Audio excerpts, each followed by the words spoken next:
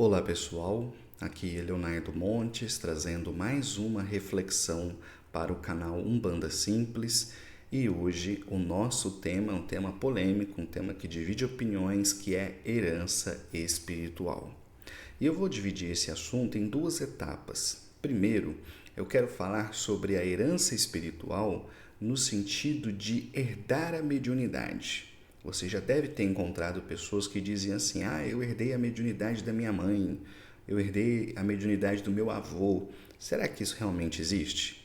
E por outro lado, eu quero falar da herança espiritual no sentido daquelas pessoas que dizem assim: eu herdei os guias do meu avô ou eu herdei os guias do meu pai. Será que isso também existe? Bem, só que antes disso, se inscreva, ative o sininho de notificações, compartilhe para mais pessoas terem acesso a esse conteúdo e me diz uma coisa: você tem interesse em trabalhar as suas emoções, os seus sentimentos? Se a resposta for sim, talvez eu possa te ajudar. Eu sou psicoterapeuta, faço atendimento online. Se você tiver interesse em terapia, manda uma mensagem que a gente conversa, tranquilo? Bem, vamos então começar a nossa reflexão falando sobre a questão da herança mediúnica, né? Bem, na verdade, não existe herança mediúnica dessa forma como as pessoas descrevem, que é aquela ideia de que eu herdei a mediunidade que um dia foi de algum familiar, como se a mediunidade fosse uma força que passasse para as próximas gerações conforme os indivíduos morrem. Então, meu avô morreu e a mediunidade dele passou para o meu pai. Aí meu pai morre, a mediunidade passa para mim. Não. O que acontece é que muitas vezes o espírito encarna numa família de médiums para isso facilitar o trabalho que ele tem que desempenhar na espiritualidade. Mas observe que não são todas as pessoas. Às vezes, o seu avô ele teve 3 filhos. Desses 3, só um é médium. Os outros 2 não tem nada a ver, nem frequenta, não quis saber, nunca mexeu com isso, nunca teve sintomas. Então, não é uma coisa que você herda, né? Porque senão todos teriam que herdar. Mas isso é uma coisa que o espírito traz consigo e ele apenas encarna numa família que vai favorecer esse processo, tanto do ponto de vista cultural e também orgânico, porque sim, a mediunidade tem uma base orgânica. Então a gente precisa de um corpo que dê condições a essa manifestação para que ela possa acontecer. Mas repito, ninguém herda a mediunidade do outro, tá? Então acho que já está resolvida a primeira questão. Cada um com a sua mediunidade, cada um na sua tarefa. Bom, e essa questão de herdar os guias? Aí a pessoa diz assim: porque meu avô ele trabalhava com o caboclo Tupinambá.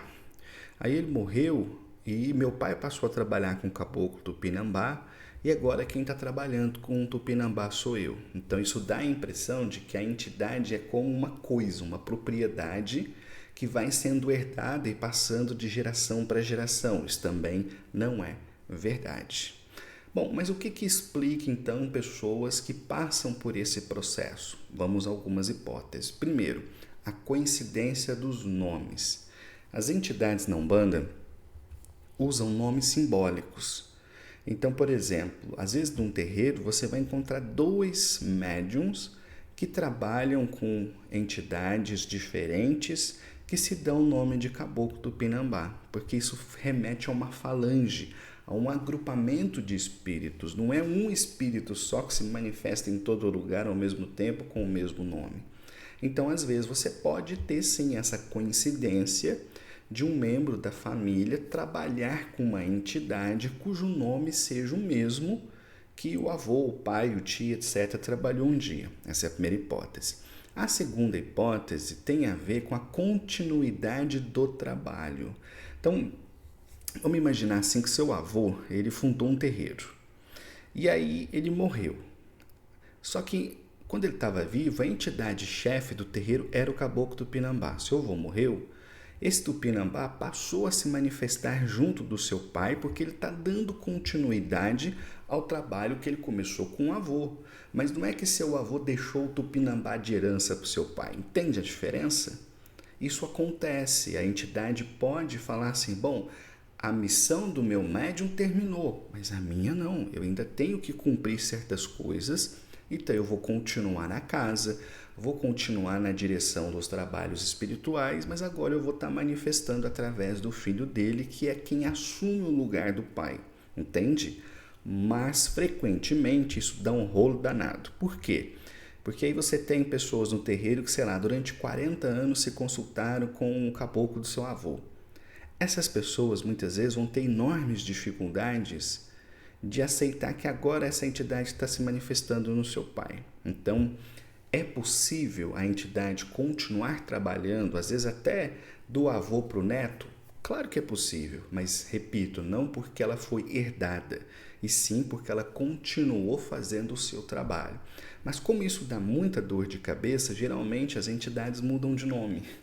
É a mesma entidade, ela continua ali, só que ela dá um nome diferente, para que isso não cause celeuma entre o corpo mediúnico, né? Para que isso não vire briga, porque infelizmente as pessoas são muito apegadas às entidades, muito arraigadas, e às vezes têm dificuldade de aceitar que aquela entidade que ela tanto gosta, aquela entidade com quem ela tanto conversou durante anos e anos e anos, agora vai estar continuando o seu trabalho através de um neto, de um sobrinho, de um primo.